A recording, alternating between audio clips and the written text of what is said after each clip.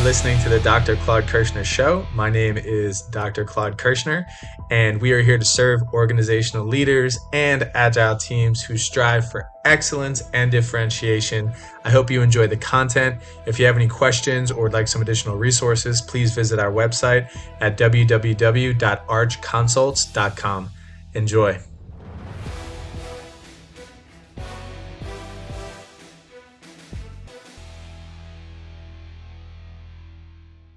I watched sort of a scary movie last night called Bird Box with Sandra Bullock. The plot is that there's this mysterious creature out there that's getting people to commit harm to themselves. And there is a ton of ambiguity around what in the heck is this thing and how do we avoid it. And in order to get rid of the ambiguity, they were very observant of what's happening around them. The different symptoms, they listened to the news. They were on a fact-gathering mission. Think about the information gathering process that you went through when COVID first became a thing. You were highly attuned and paying attention to information at a different level than you would if you were just walking through a program day. So I'm trying to lay out the example of that. As managers, there are times where we really have to hone in and say, okay, we have to become a subject matter expert on this before we make a decision. But also as managers, we have a time constraint and we also have biases that when we go to make these decisions, even if we have all this information, it could be the wrong decision. It looks tricky. Making decisions, moving forward, making mistakes, getting up, failing, learning from mistakes, making better decisions in the future. This is how we learn and grow. This is how we become better managers and better leaders. The decisions we make in our lives will determine the future of our life. It will determine the outcome of who we are, of our habits, of our ability to put ourselves in the right places. And making better decisions is a good thing, and having fewer regrets comes from making better decisions. In the world of management, making decisions is something we do every single day. And for some people, when we make personal decisions, or we'll just say from a personal level, when we make decisions, they impact ourselves, our family, maybe our friends. It's kind of limited as to some of our personal decisions. If you make a really bad personal decision, get in a car while you're drinking and you hit somebody and accidentally hurt them, that's a big deal. But I'm thinking just all in all of what I ate this morning does not impact you guys very much. But in business and in management and in leadership, we make decisions that impact people every single day. Where we decide to open up our location, how many people we decide to hire, who we decide to hire, when we look at the budget, how we decide to go about that process of making decisions on allocating resources within our company as a manager. Obviously, if you put $10,000 over here, you're not doing the other project over here that's $10,000, and that could potentially impact a department, a store. So decisions are real in management. And the better we can get at understanding, number one, that they're important, that there is a decision to make, and getting used to the process that we go through to make good decisions. How do we go about that? How do we work with other people? How do we build coalitions around an idea that we have that we want to execute on? Should we make a decision? Should we not make a decision? We're going to talk about that today. So I can think back and, if I shared, it would be probably too personal about some decisions I really wish that I hadn't made. And I wish that I had the skills to make better decisions because, there was a lot of pain from certain decisions, professionally, personally, whatever that looks like. And speaking mostly to professionally, what would I have done now that I know what I know now about decision making? And then the other question is, am I actually going to apply those things? Or am I too lazy? Just because I know that I should probably do this, am I doing it effectively? So just to get started, who here has made a bad decision? And is there regret, or are there things maybe you could have done better to make a better decision? Okay, so when you frame it like that about the bad decisions that we made, because we've all made them, and then you look back and say, man, I would have done things differently. And then you look at this question, what is the process you use to make important decisions? It really kind of begs the question of what would you have done differently? If you went through the process again, what would you have done from the very beginning? Just let's walk through the process of decision making. When is a decision necessary to be made? When you have a choice between alternatives. Okay. So let's start off with saying you have been presented with an alternative. And then you look at the pros and cons of the different choices of those alternatives. But would it be fair to say that it's important to recognize that we have a decision to make? Do you think that sometimes people even recognize the fact that there's a decision to make? if there's a decision to make and you kind of know there's a decision to make, what is the reluctance with making a decision? Fear, consequences. So when there's two alternatives, is there also sort of a third alternative, which would be do nothing? There's a deep-rooted psychological factor to making decisions. And at least being aware of it, putting ourselves in this mindset of making an important decision, what would that look like? And just the fact that we know that we have a decision, we know that we need to evaluate it, and that we acknowledge some fear or reluctance to make the decision is good. It's great, actually. Okay, so now that you've seen that there's a decision, you've gone through some pros and cons, you've acknowledged the fear and consequences, what do you then do? Okay, so choose. Do we ever have full certainty as to which path is the right path? How do we get as close as possible to making the right decision? When you say you examine the decision, what does that mean? The risk. Risk of what? If you're going to see if something is risky or not risky, what would you need to do in order to find out whether or not it's risky or not risky? So gather information. Look at available information that you might have in order to make a good decision. So think about that, and think about all the decisions we make throughout the days, even the important ones. We all acknowledge that gathering information and being able to evaluate that information and evaluating the risk of different alternatives is a good thing. Do we always do that? Not always. But we know that this process, we know the process. Why don't we go through the process all the time? Don't answer the question, it's just something to think about. And there could be emotions, lack of time, just sort of suffice with whatever we default to something that's easier, or we just choose not to make the decision. So tell me then, idealistically, somebody walk me through that whole process. We have a decision to make, we acknowledge it, and then what? It's an important decision. Think about it, pros and cons, risks associated with, how about we ask a friend? How about we solicit feedback? How about we look to people who have made similar decisions and say, what did you do? Get opinions. Yeah, and idealistically, it's someone that you respect and look up to, and that they're in a position because they've made certain decisions in their life that you think that they have wisdom to offer with their decision-making ability. That's hard to find sometimes, and it's also hard to ask. Maybe we think it's a binary decision where we're choosing this path or this path, but maybe there could be a third option in addition to not doing it. And it kind of ties in with goal setting. And when we think about goal setting, obviously, then we have to make decisions as to whether we're going to pursue those goals, how we're going to pursue those goals, what resources we're going to allocate to them. And I think a big part of today is understanding ourselves and our biases. Biases is sort of a buzzword nowadays with somewhat of a polarized social fabric that we live in is why are you biasing me? Or, be aware of your biases when you come into this conversation. So what is a bias and how does that impact our decision making? So economics is the process of decision making.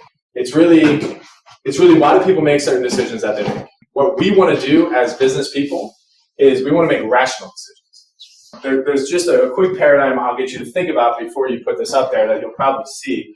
Is you see this thing called fear? This is the worst way to make a decision. It's the worst.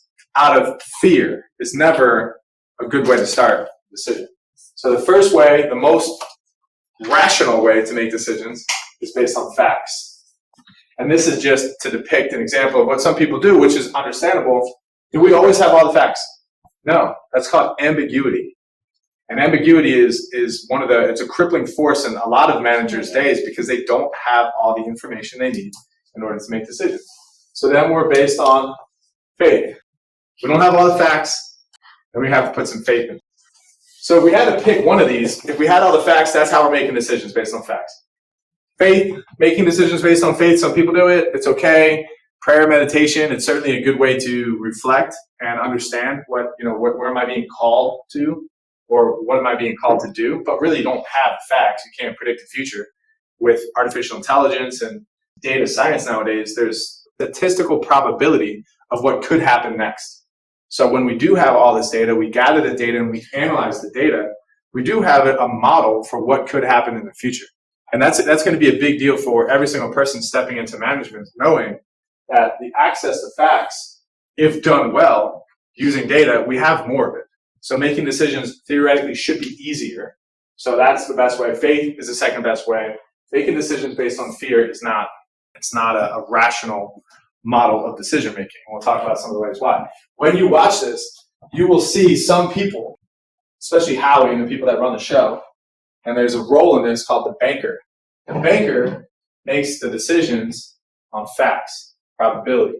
The contestants on the show are making decisions based on fear and emotion and faith because they don't have access to all the information the banker has. Yeah, so the concept of the game is you take a case in the beginning, pick a case. Hopefully you have a case that has $1 million in it. You want your case that you pick to have a lot of money. So the more that is taken off the board, the banker, the probability of what you having in here, and he explained it, is higher. Meaning, if you put 5 cents, 10 cents, 20 cents, $10, $15, $100, and you pick them all, and you pick them, and they're not in your case, the chances of your case having more money is higher. What is that called? It's called probability. You saw people take risks. Why? Is it greed? It could be when they admit, I'm greedy. They make a decision. They choose this path over this path. And one path is more risky than the other. How do we know that it's more risky than the other? It's a game of probability. That's it. And there are however many cases, and the probability of you having a certain number here, it changes every single time you make a decision. So it's a microcosm of decisions we make on a regular basis in all regards. And there's programmed decisions and non-programmed decisions that we're going to get into. But who has an upper hand in that game? The banker. Why does the banker have the upper hand in that game? He knows the chances. Why does he know the chances? He's sitting there with the algorithm. He's got a spreadsheet of a model that's showing him every single time. He already has mapped out all of the different ways that this game could go. Every single time a decision's made, the probability changes. It goes up here or it goes down. And he knows what he's willing to offer, and likely it's just below what the probability is, that meaning he makes an offer that is less than. The banker will always, in this game, will always give you a less than probability. So for those who take the bank offer, it's really just them not wanting to carry on with the risk that's associated with not having as much money. Most of the time, I think from a probability perspective, it's always better to continue on. From a probability perspective, if you can tell there was emotion thrown into that decision-making process, there was fear thrown into that decision-making process. They dramatized the decision-making process. As rational managers that are going to understand some of these factors that are at play with decision-making, we're going to be better at combating some of those things and making wise decisions. So there's different types of decisions, and it's important that we kind of classify them into different types. One is a programmed decision, and one is a non-programmed decision. If you think about a programmed decision, when I got into my car, I think I knew intuitively what I needed to do in order to back my car out and bring it out of the garage and drive here tonight. Those are programmed. Every single one of them is a decision. Do I sit? Do I stand? Do I put my hands like this? Do I put my hands like this? Do I have a piece of gum? Do I not have a piece of gum while I'm driving? These are just programmed routine decisions. Programmed. At work, what would these programmed decisions be? Give me some examples. Opening and closing, what did you say? Clocking in. Perfect example. Picking up the phone when it rings. Responding to an email. Saying hello to some of the people that you work with, having lunch. It's easier for us throughout the day to have programmed decisions. It makes this life easier. If you walk through a day where you just had these programmed decisions, your day is probably a little bit less challenging. But where we're going to focus on tonight, and what's most important for us, is understanding what the non-programmed decisions are. What are they? How do we get through them? And why are they different than programmed decisions? So made in response to situations that are unique, are poorly defined, and largely unstructured, and have important consequences for the organization. Hence, what is the process you use to make important decisions? I didn't ask you, what's the process you use to decide whether or not you brush your teeth at night? I didn't ask you, tell me the process you use when, choosing whether or not to breathe or to eat breakfast or whatever it may have been, the easy decisions that you make. We're here to talk about the managerial decisions that can have an impact on other people's lives, and why it's important that we get good at figuring these things out, naming them and figuring them out. The biggest things that we want to understand in decision-making is access to facts, because it gives us certainty. It allows us to calculate risk, gets rid of the probability of making the wrong decision, hence the banker. Understanding certainty is higher when we have more facts. Risk is lower when we have more facts. Risk is always going to be inherent in everything we do. But if we have more information, we can mitigate those risks and make wise decisions. Uncertainty is the opposite of those two things. Goals are known, but information about alternatives and future events is incomplete. So ambiguity is not good. So it's easy, the words ambiguity, that's great, cool, ambiguity, Claude, thank you so much, the board, it says ambiguity. But I really want you to think about these things, about ambiguity. And I'll try to make it relevant in your personal lives. When you find on a dating app, you see a man or a woman that you're thinking about dating, and you see a profile of them. You have facts, right? There's a lot of ambiguity associated with actually who they are and how they're going to act. Wow, this profile looks great. You call them up, you go on a date.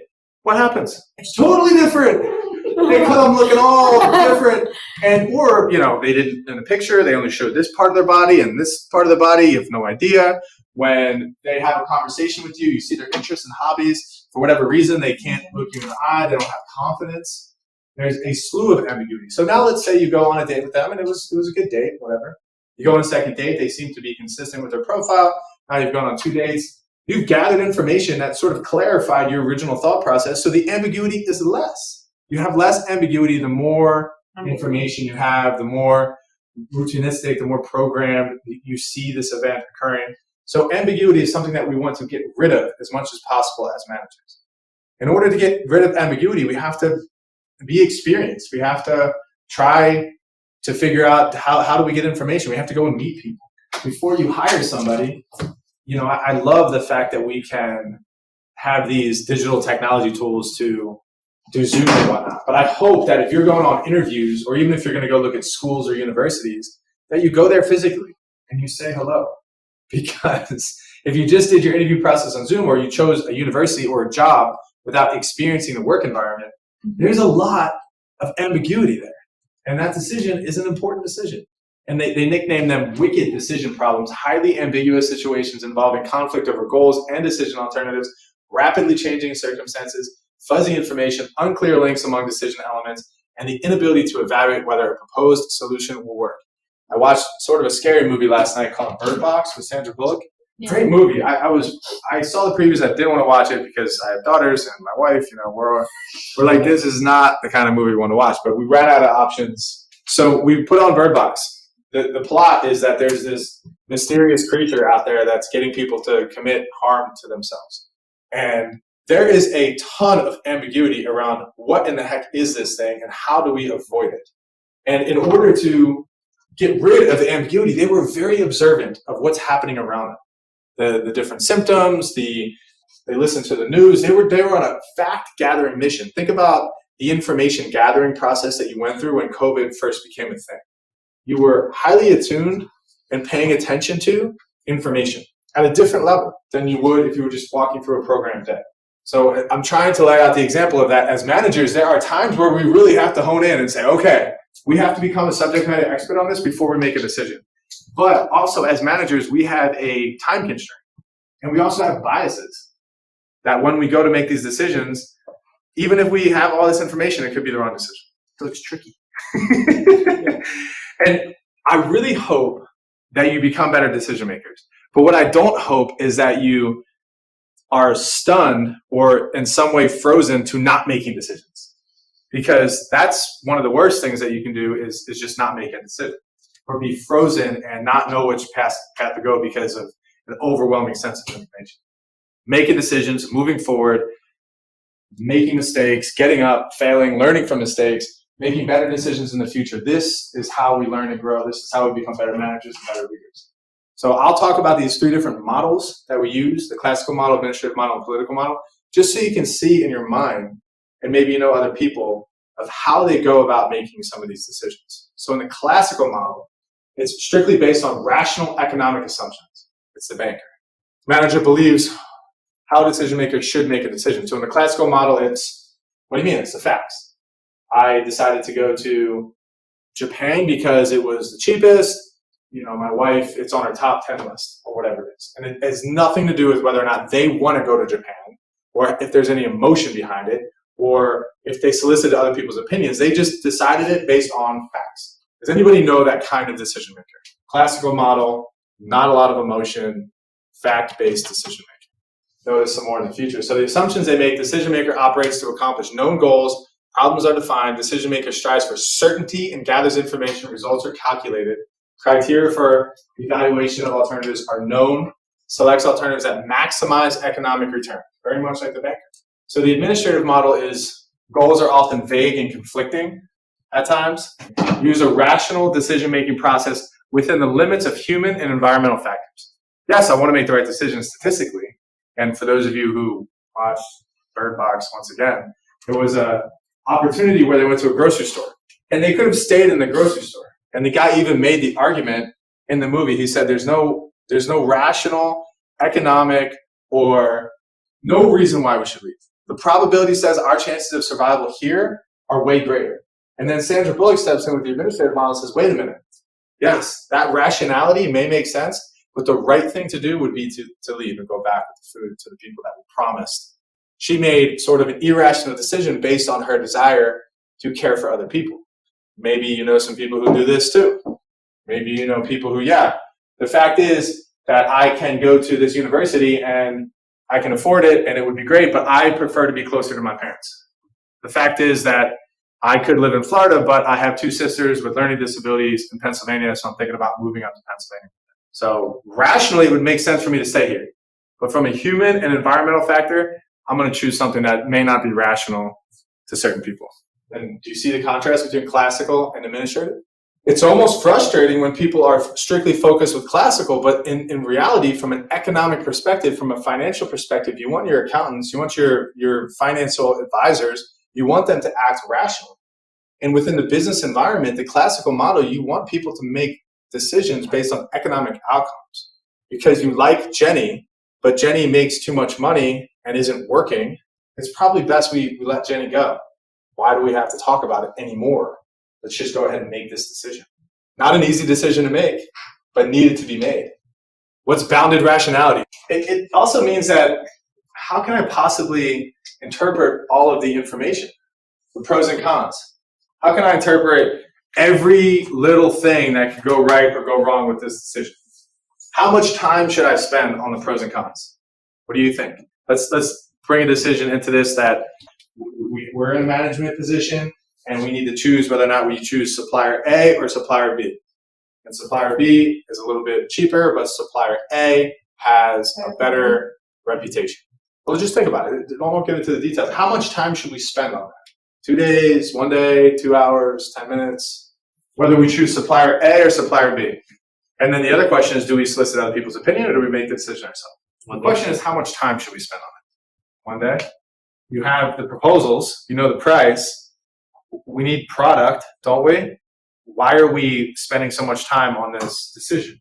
I agree. I mean, you could probably spend a week on this decision. But the purpose of bounded rationality is to understand that when is it enough? When do we then decide that we should make this decision and move on with our lives?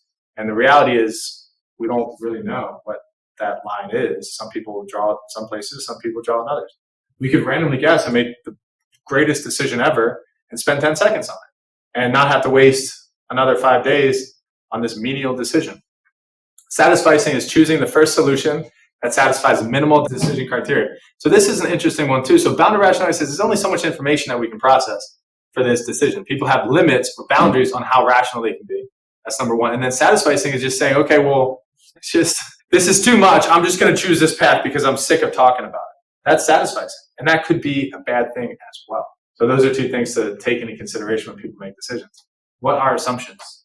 I assume that it's puddling outside. But based on my experience with rain in Florida, there's places that have puddles. I'm assuming that you all have umbrellas tonight. It's a bad assumption, but some people could make that assumption. What do you mean? Everyone doesn't carry umbrellas? So they don't really know all the facts. They make assumptions, and sometimes assumptions are needed in management. You'll hear some finance people or accounting people say, so don't make assumptions because you'll make an ass out of you and me. Have you ever heard that before? I'll show you. So assume. So it's ass out of you and me. So don't assume, have the facts. But again, we just talked about bounded rationality and satisficing that this is ideal that we don't make assumptions, but in reality, we're always assuming certain things. We don't always have all the facts at our disposal. We're very much settling for satisficing. Managers' searches for alternatives are limited. Rational procedures are not always used. Simplistic view of problems. It's a great bullet points. Managers are often unaware of problems or opportunities. We don't know what we don't know.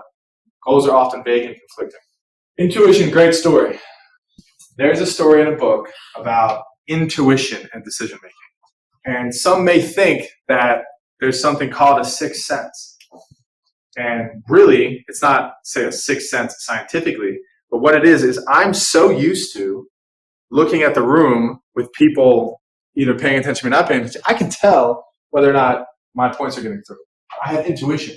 I can see based on experience. I can feel it. I know whether or not the communication is landing because I have intuition. And that only comes from experience. So there's a race car driver who's driving his car and he's going 180 miles per hour. These race cars go fast, NASCAR. And he's doing a race. He's been racing cars for 15 years. And he, in a split-second decision, based on he noticed something in the crowd that he saw that typically when he would go around the turn, the crowd would be looking at him because he was about to go around this turn and everybody's sort of watching, okay, well, there he goes. But for whatever reason, the entire crowd, instead of looking at him, was already looking in front of him. And he noticed that there was like a stillness to the presence in the crowd. And immediately when he sensed that, he tapped his brakes. And as soon as he went around this corner, there was a massive accident right in front of him that had just happened. And because he started tapping his brakes, as opposed to hitting the gas coming around the corner, he avoided the accident. So that story, if that story can be implanted in your head, the intuition of something, I've gone through this life so many times, I see that the people, something's not right. It happens in split seconds. So when you practice a craft or a skill or a gift, or you think about paratroopers when they go overseas, they make you jump out of planes all the time in the armed forces. If you're in the armed forces, you're jumping out of planes. If you're in the Navy, Marines, it doesn't matter. You're jumping out of planes. You do it over and over again because you never know when you could be in a situation where you're jumping out of a plane in a war. So they want you to be completely comfortable with it. You have intuition knowing that I can put this thing on, I have skill set, I'm going to jump out, something goes wrong, my one cord, no problem, I got a second cord, you just go through the mechanisms so many times and you build intuition. That's cool, isn't it? Yeah. And as managers, we want to develop that. Who can give me an example in management and leadership on an everyday basis where intuition would probably come in handy when it comes to making decisions? Any family members that are police officers or firefighters, ambulance workers? Do they tell you stories about their days, or do you know about what they do every day? Police officer? So practice this next time you go to the mall, and if you're in places with lots of people, see if you could notice behaviors of certain individuals that seem skeptical or not normal, and have some intuition to derive some conclusions based on their behaviors. This is what police officers, firefighters, sometimes lawyers, judges, this is what they do every single day. Very limited amount of information. They have to use their intuition and their rationality, in a sense, to know and calculate probabilities in your head. Think about when a police officer pulls you over. From the very beginning, that police officer, the moment he sees your car, how you're driving on the road, what lane you're in, the color of your car, the condition of your car, when he first sees you, what you're doing. If you think you're going to hide something from a police officer after he's already pulled you over, you're wrong. He probably already can sense. So as he's getting out of his car, he's still fixated on watching the person he pulls over. His intuition, his guard is on high. He's making sure that everything plays out. If you see him approach the car, it's a very calculated approach, and likely a hand on the weapon as they approach the car to see what's happening.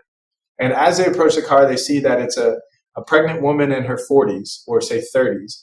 And she's wearing spectacles and she's listening to contemporary Christian music. His guard's probably going to go down a little bit. I mean, just because his intuition's saying, I don't think she's going to have a gun and shoot me. You know what I mean? It's probably less likely.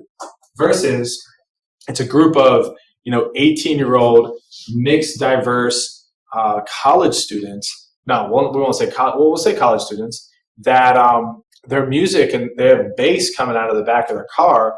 And as the guy's pulling up to the car, he smells some funky something going on, whether it's alcohol or something else, and the windows are down and it's 25 degrees outside.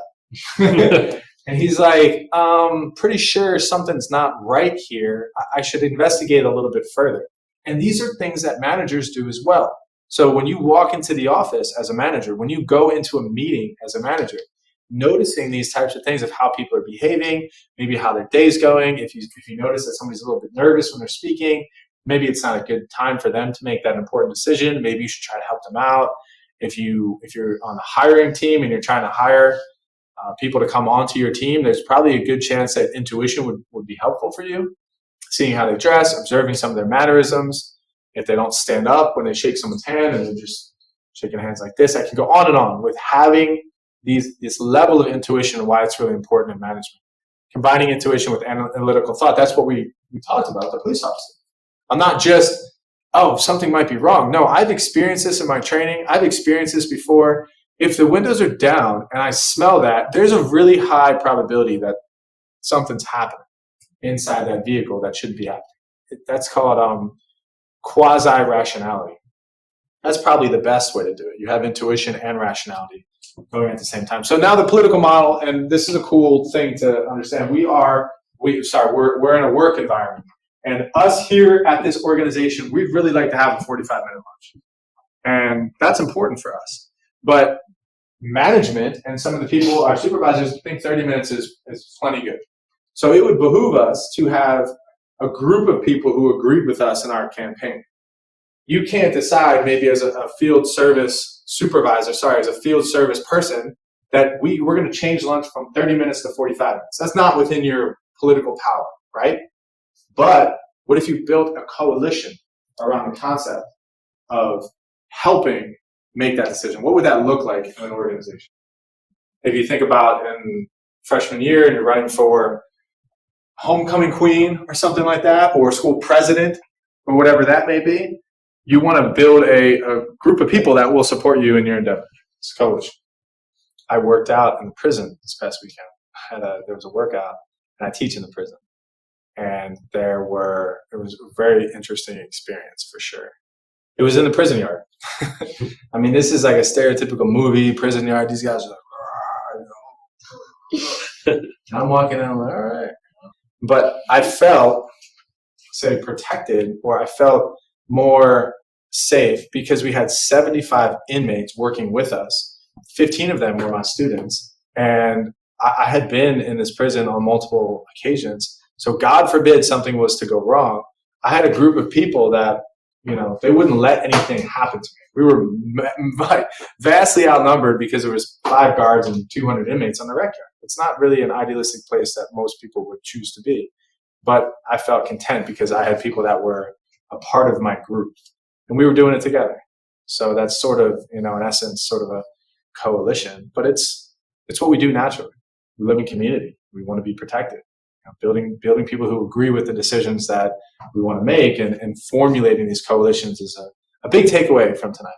Because sometimes there will be times in class, and remember, we're the political model, that we have to use a political approach to getting something done. We can't just do it because we're strong and we just want to do it, and we know that it's right, and every financial forecast that we show them is correct, but for whatever reason, we still say no. So the political model, the assumptions are organizations are made up of groups with diverse interests, goals, and values. If you agree with that, the political model is somewhat of your framework. Information is ambiguous and incomplete. Managers do not have time, resources, or mental capacity to identify all dimensions of processes or process all information regarding a problem. Decisions are the result of bargaining and discussion among coalition members. Here are the difference between the 3 different decision-making models. Everybody doesn't make decisions the same way you do. There's a classical model, administrative model, and political model. Is what social science has determined that people can use one of these models more prevalently than others. And the contingency model of leadership says that the best and most successful leaders are ones that mold their style based on the situation. As a manager, as a sister, as a brother, as a cousin to a young kid, I'm not interested in building a coalition to tell my daughters to go into the bathtub. I'm going to take my daughter, I'm going to pick her up, and I'm going to toss her in the bathtub. There's not going to be a lot of not going to be a lot of debate here. You're going into the tub. And that's the classical model of decision making. The point is that I can take a more political approach to decision making when I'm dealing with adults that have needs, that have obstacles, whatever that looks like. And it probably wouldn't be a good idea for me to pick you guys up and throw you in the bathtub. Like, that doesn't make any sense. That we have to use our discernment and our emotional intelligence in the way in which we go about making some of these decisions and taking other people's opinions into consideration. What is the process you use to make important decisions? There's the answer. I wish I did more of, but hopefully this could be in your mind somehow when we think about the process of making decisions. Number one, recognition of decision requirement. I got a decision to make. A ton of different decisions we make all the time. Again, if it's a non-programmed decision, we should go through this process step by step. If it's a programmed decision, come on, I'm not going to go through this process when I choose as to whether or not I'm getting a hamburger or a cheeseburger at the restaurant. Hold on, waitress. Bring on my wheel. Let me walk through the options here. Who has a friend or a family member that does that when they order at a restaurant? Can you come back? No, we're ready. I'm ready to make a decision on what I want to eat. They may not be ready. So after we know that there's a decision, diagnosis and analysis of causes. What caused? Typically decisions are based in management, right? There's a problem that makes you need to make a decision. We are short on materials for our next job. Why are we short on materials? Why didn't somebody order it? Okay, now we need to decide, do we order materials today? Do we order materials tomorrow? So a lot of times this concept of, we'll sit on this just for a second, diagnosis of a problem, this is a whole subject matter in management to begin with, because sometimes we think of a problem and we're thinking of a symptom of a problem. We're not thinking of the actual problem. If you look at an iceberg and you picture the tip of the iceberg, that's a symptom. So if I walk into the doctor's office and I say, I am here because I have a headache, doctor, please just give me some ibuprofen or some hardcore pain pills just for my headache. What is the doctor going to go about doing?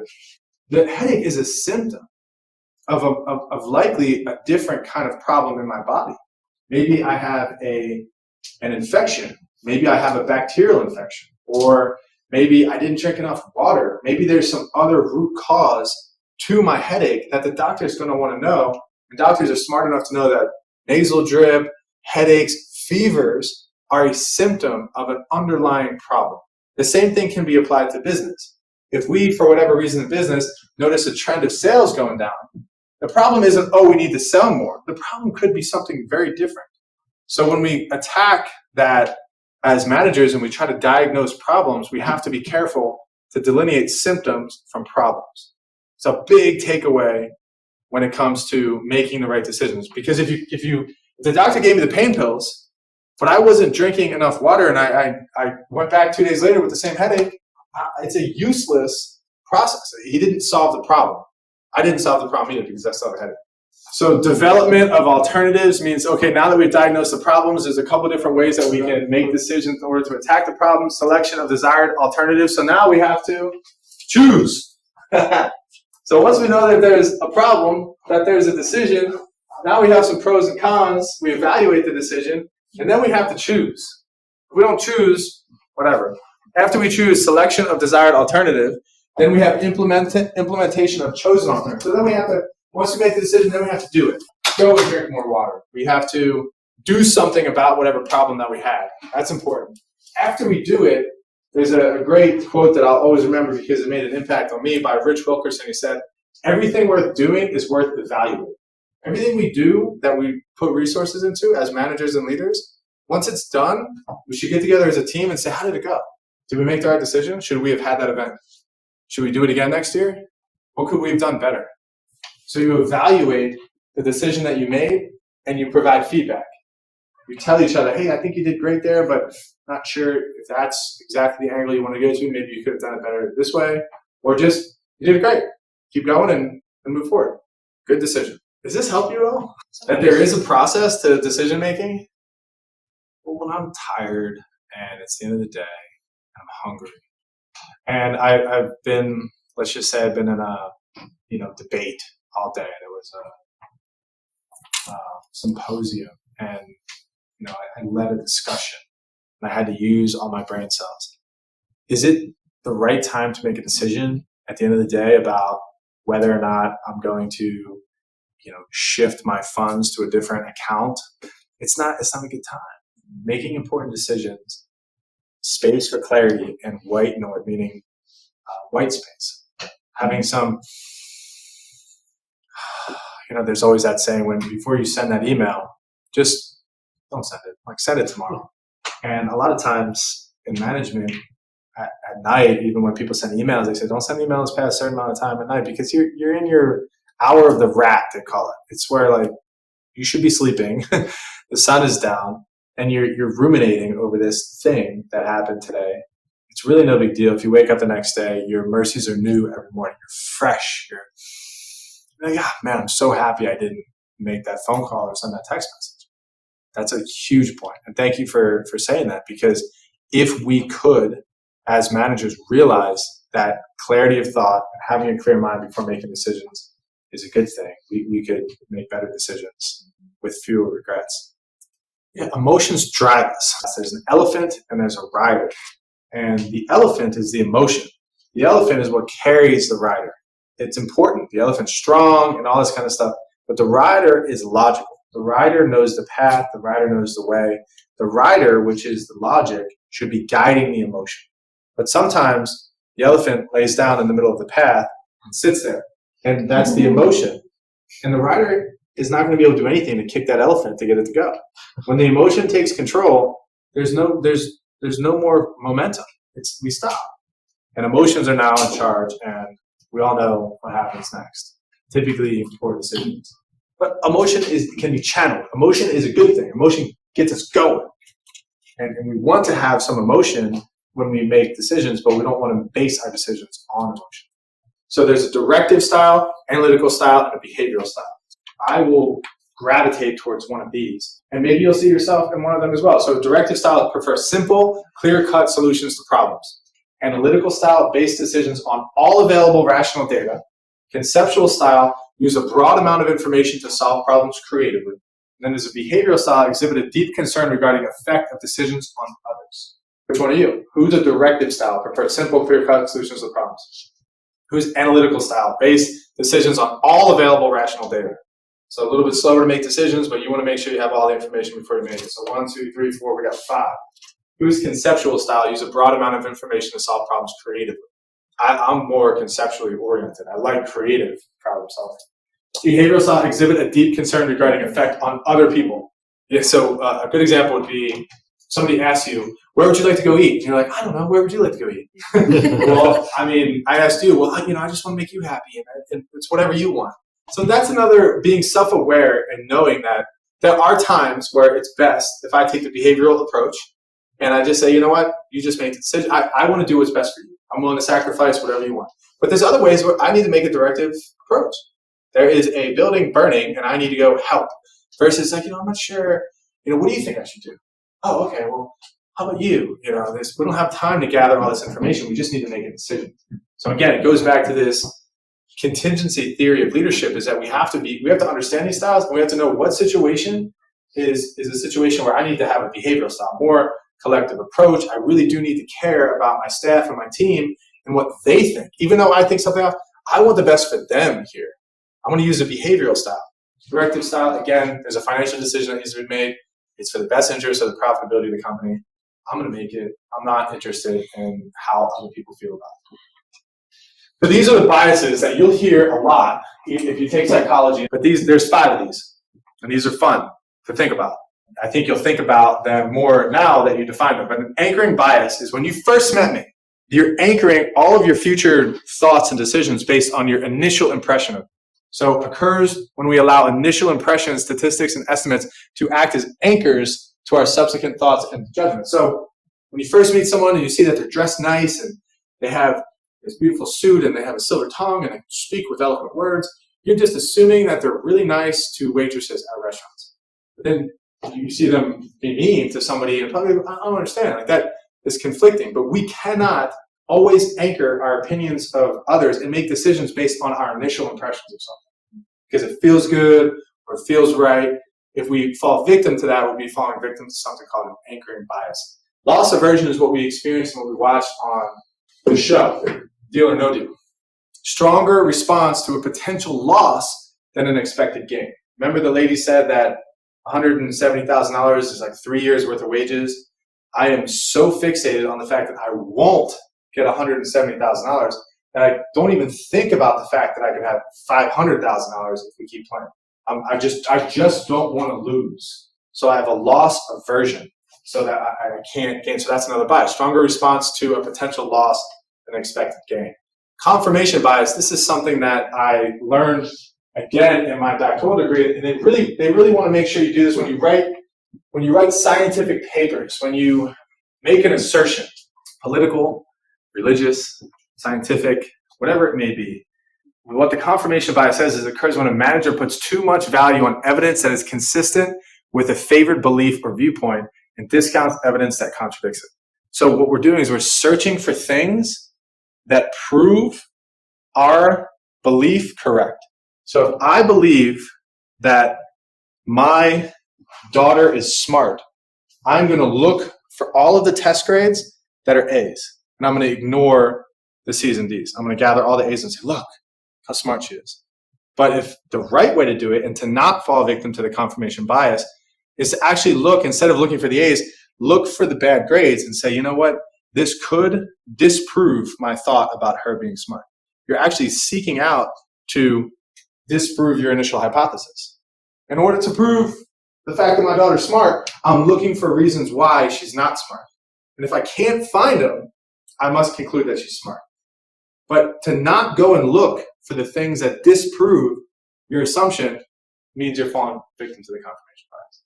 So that's a big one, even just for your own personal development and thought and relationship with other people. The scientific method, it debunks confirmation bias. So it's looking for evidence to disprove a theory. And if you can't find the evidence, then the theory must be true. It holds valid. Confirmation bias is a big deal. So if you're going to go about making a big decision in the next couple weeks, couple days, couple months, once you're a leader, here are some things you can use to make better decisions. Brainstorming, electronic brainstorming, evidence-based decision-making. What's brainstorming? Get people together, have them come up with some ideas, solicit some opinions. The problem with brainstorming is that you fall victim to something called groupthink. It's good and bad to be a person that debunks groupthink. So you're thinking about plans for this weekend, and you three are great friends, and you decide that you're going to go to the football game, and you want to know whether or not your friends want to go to the football game. And you say, hey, I just bought these tickets to the great football game over here. Would you like to come with me? And they like you, and they want to be friends with you, and they just agree that, yeah, let's go. That is sort of falling in line with the group, or just saying yes to someone because you want them to like you. So when you have a group of people and you really want to know, is this a good decision? People cannot be afraid to say, no, I disagree. How would you feel if I told you I disagree that, that shirt should be orange and it shouldn't be blue? If you had to make a decision on purchasing 100 shirts just like that, saying, no, I think it should be blue, not orange. Or would you just, if all your friends say, oh, orange is good, and you're really thinking in your mind, no, I think blue, but everybody else thinks orange, would you say, hey, no? Or would you just be quiet? The rest of the people said orange because you didn't say blue. So if she says, no, blue, 3 or 4 other people move, actually, you know what? I thought blue too because I was afraid to say it, but now that somebody said it, I'm okay with it. So this is the mental complexities of this groupthink concept. There was a study one time that they had people walk into an office with a person who was dressed like a doctor, and they administered shocks, what they thought were shocks, to a person in another room, and they heard these noises. The doctor would say, oh, press the button. Press the button. And so I was like, ah. And then every single time they turned the shock up, the pressure of the shock, press the button, ah, to the point where at one point they thought they killed the person in the other room. It was fake, meaning they weren't actually administering shocks. It was just would they listen to the person in the suit and just do what they say because they had a position of authority and not stand up against them? And the majority of the time people would go in and they would administer shocks that were like lethal shocks just because a person in a suit told them to. So there's a different It's a different study that doesn't really talk about groupthink, but just think about people's reluctance to disagree with orders. People's reluctance to say, no, I don't think that's a good idea. Even in our society, at one point in time, we thought slavery was a good thing until somebody stood up and said, no, not a good thing. And think about Martin Luther King and what he did to eradicate racism in our nation. At a certain point in time, the signs about, colored people not allowed in restaurants, people, oh, that's just how we do it. No, this is groupthink. The collective majority a lot of times tends to go towards, we need individuals to stand up and say something. And that's what the devil's advocate is. And I hope that some of this stuff you go home and share with your friends and family, and it changes the way that you behave, not just in business, but in your life as well. And being aware, the biggest thing is, I hope that you can, based on this information, that you're more aware of the fact that a decision is being made and some of the biases that come into play when you go to make a decision. And also the process that we should use when we make important decisions.